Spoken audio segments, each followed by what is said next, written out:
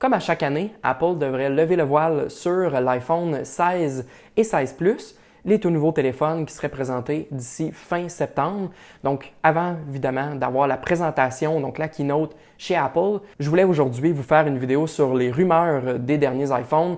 Donc, on va parler un petit peu des caractéristiques techniques, ce que moi, dans mon monde idéal, j'aimerais avoir sur l'iPhone 16 et 16 Plus. Donc, ces iPhones pourraient bénéficier d'un tout nouveau bloc photo qui serait désormais à la verticale comme on avait auparavant avec l'iPhone 12. C'est un peu bizarre qu'Apple décide de faire un retour en arrière parce que la technologie à la verticale permet justement d'avoir la prise photo en spatial, c'est-à-dire d'avoir comme un effet 3 dimensions sur les photos. En tout cas, du moins, c'est ce que les rumeurs mentionnaient. Et ça serait intéressant parce que pour les gens qui vont s'équiper du Vision Pro, qui est quand même pas donné à l'heure actuelle, là, aux États-Unis du moins, parce que c'est à la seule endroit qu'on peut se le procurer. Ce serait un des avantages de l'iPhone 16 Plus et 16 régulier. Le problème, c'est que, comme je l'ai mentionné, ça va nous prendre le Vision Pro pour vraiment profiter de cette caractéristique-là en photo. Autre avantage côté de la photo, ce serait la possibilité d'avoir le zoom x5 qu'on avait d'ailleurs sur l'iPhone 15 Pro Max. Et là, cette technologie serait intégrée sur les modèles réguliers.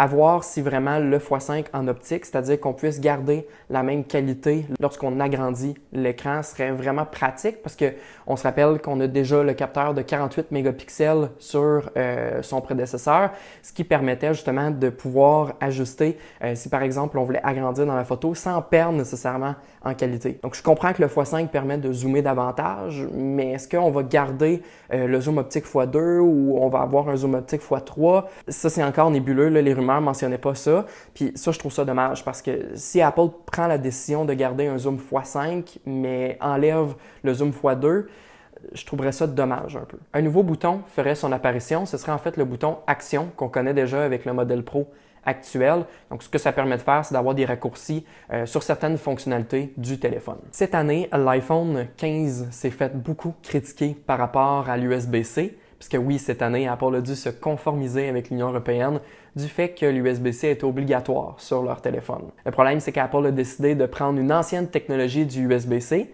c'est-à-dire l'USB-C 2, et là, ça permettait justement d'avoir les mêmes avantages que le Lightning.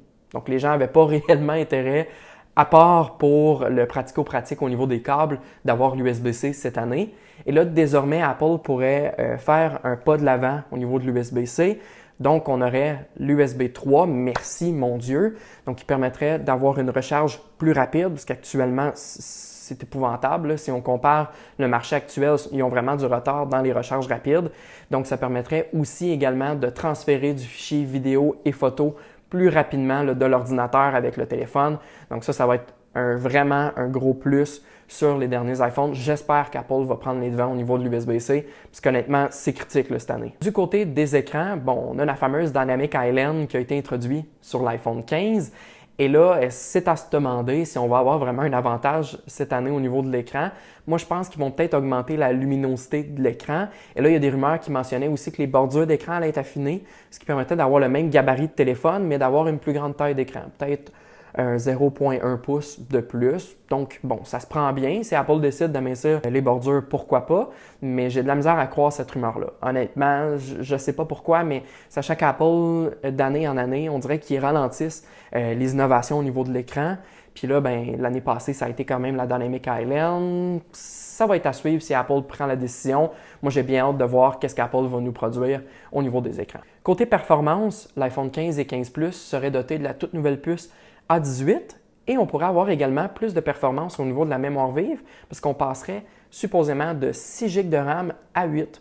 Donc ça, ce n'est quand même pas à prendre à la légère parce qu'un 2 GB de RAM de plus nous permettrait d'avoir peut-être une meilleure réactivité pour ce qui est des jeux ou même pour ce qui est de la prise photo ou vidéo. Surtout en basse luminosité, le traitement de la photo prend des fois plus de temps à être produite. Donc là, peut-être qu'Apple pourrait s'améliorer à ce niveau-là. Donc, c'est ce qui complète ma vidéo aujourd'hui. J'espère que c'est quelque chose qui vous a plu. Moi, d'ici là, je vous laisse une vidéo juste ici et nous, on se revoit dans une prochaine vidéo. Sur ce, salut!